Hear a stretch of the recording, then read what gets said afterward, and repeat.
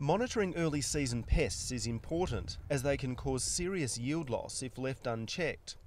As Svetlana Micic, entomologist with the WA Department of Agriculture and Food, explains, it's important to check both the paddock edges and also into the middle of the crop. When you come to a paddock like this, to do your monitoring, you need to not only look at the crop edges to see if there have been any crop plants that have been chewed or plants that are missing, but you also need to go into the middle of the crop, because if you can do that, it will give you an indication of how widespread the damage is. Is it just in a patch? Is it just in the crop edges? Because if it's just around the crop edges and you're losing sufficient plants there, you can actually just do a border spray rather than spraying the entire paddock. When you're going into the paddock, you actually need to look up and down the rows and just have a look to see if there's green up and down the rows, and that gives you an indication of whether the crop's germinating well, and it'll also give you an idea of whether there's any missed plants.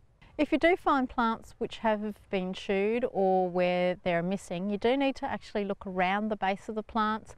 Look not just in the furrow but between the furrows, in the interrows there, to see if there's any pests present under stubble, or even present around the soil surface around the base of the plants. You need to look for pests such as not just the weevils, which do crescent-shaped cuts in the leaves, but you also need to look for areas of crop which aren't there. So not just chewing damage, but also have a check to see if there's stumps of plants or plants that haven't, where plants have germinated but been eaten off. If you still haven't found any pests in proximity to the damage, have a look at the soil type. Have a look and just try and remember the history of the paddock. If it's a heavy soil type and you've had a history of slugs, look, there's potential that there's slugs there, and you do need to either go out at night to have a look or put down some traps to attract the slugs.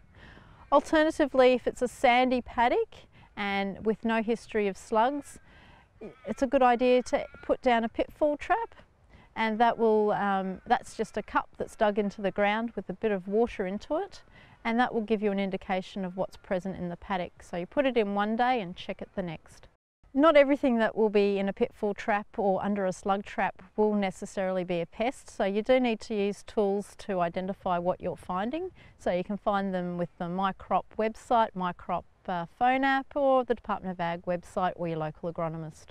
If the crop's being damaged and it's not able to outgrow the damage, then you need to do something about it. But weigh up if the crop is actually outgrowing the damage. If it is outgrowing the damage, consider not spraying, because we do have a number of pests that may not be the target of your sprays, but which have developed resistance. For instance, the red-legged earth mite has not been the target of sprays by many growers. They've been spraying for weevils and other pests, but consequently they have received a dose and now they're resistant. So consider not spraying if you don't have to.